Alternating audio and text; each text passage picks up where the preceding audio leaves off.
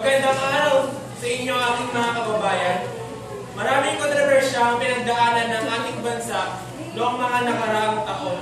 Isa na rito ang tungkol sa pag-aagawan ng teritoryo. Ang ating bansa ay binubuo ng higit sa 7,000 isla.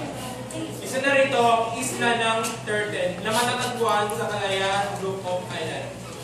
Nais ba natin sakupin ng ibang bansa ang ating isla ng basta-basta na lang? Hindi makakapayag ang ating bansa na ito ay buhain sa atin. Ang Turtle Island ay isang lugar na lubhang napakaganda. Mapagkukuhanan ito ng iba't ibang likas na yaman. Nakikipag-ugnayan na ang ating bansa sa China ukol dito. Nagpadala na rin ang ating bansa ng mga barko laban sa bansang China.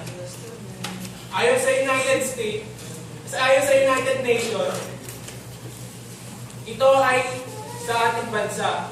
Ang bansang China ay nagpadala rin ng barko kung kaya't nahihirapan ang ating gobyerno na mabasa atin ito ng tuluyan. Gayunpaman, gagawin ng ating gobyerno na mabasa atin ang islang yun. Naniniwala ako na darating din ang araw na mapasa atin din ang islang inaagaw sa atin. Patnubayan nawa tayo ng Panginoong Diyos.